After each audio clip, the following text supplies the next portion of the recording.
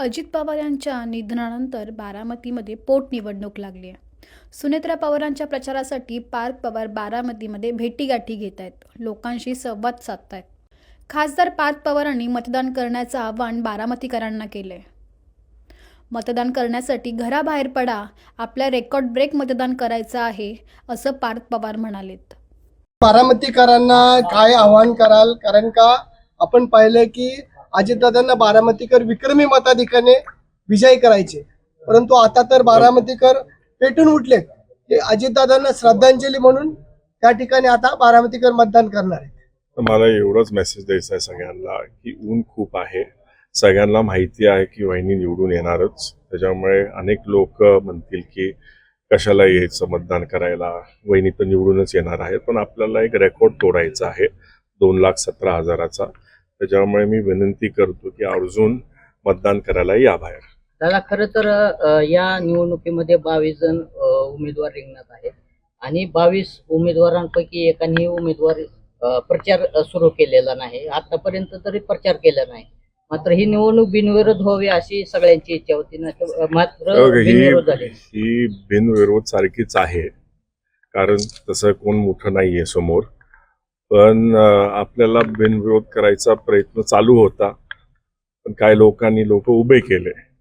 आता कसं आहे, जर इतर लोकांनी चांगले उमेदवार उभे केले असते तर चांगली लढाई झाली असती, टीका टिप्पणी झाली असते, लोकांना कळालं पण असतं की खरं कुठले दादांचे कार्यकर्ते आहेत आणि कुठले दादांच्या पाठीमागे काम करणारे.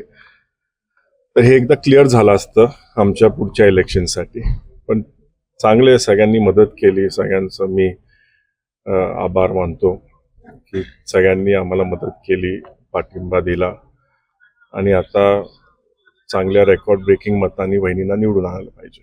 बारामती शहरातला कुठलाही रस्ता बघितला, कुठलीही इमारत बघितली, कुठलंही गार्डन बघितलं तर अजितदादांचं त्या ठिकाणी नाव घेतल्याशिवाय नागरिक राहत नाहीत.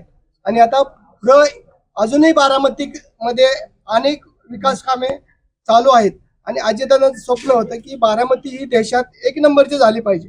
याकरता आपण काय प्रयत्न करणार? आपण प्रयत्न करूच ना. आता एवढे प्रलंबित कामं आहेत ते तर कम्प्लीट करायचे आहेत आणि पुढचे जे काय दादांचे स्वप्न होते ते पण कम्प्लीट करून घ्यायचे आहेत. आता भाषणामध्ये मुख्यमंत्री साहेब घेतीलच ते विषय आणि वहिनी, तर ते तुम्हाला ऐकायला मिळतील. वहिनींच्या प्रचारासाठी सर्व पवार कुटुंबीय जे आहे ते बारामतीमध्ये प्रचार करताना पाहायला मिळत आहे. एकूणच आता येणाऱ्या आगामी काळामध्ये सर्व पवार कुटुंबीय राजकीय दृष्ट्या एकत्र पाहायला मिळतील. कसं आहे, सगळे दादांसाठी आलेत बाहेर. दादांचं प्रेम सगळे दाखवतात की सगळ्यांसाठी दादा काय होते, त्याच्यामुळे सगळे प्रचाराला आलेत. आता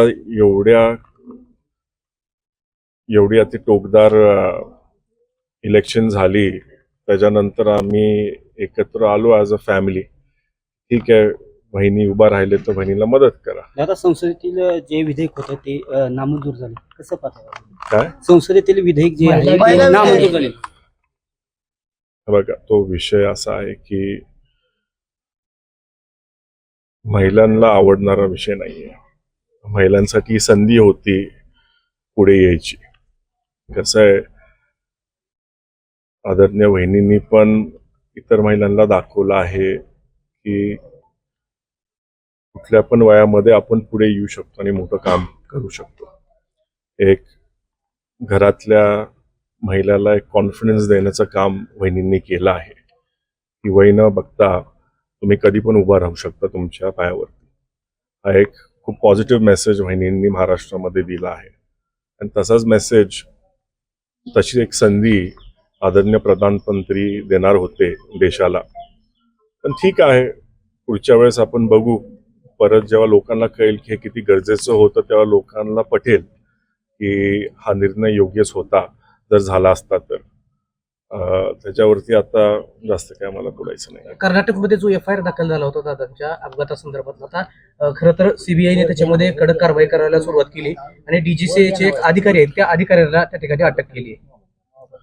मला त्याच्याबद्दल काय माहिती नाही अजून. ते माहिती घेतल्यानंतर मी ह्याच्यावरती एक वेगळी प्रेस कॉन्फरन्स घेईन.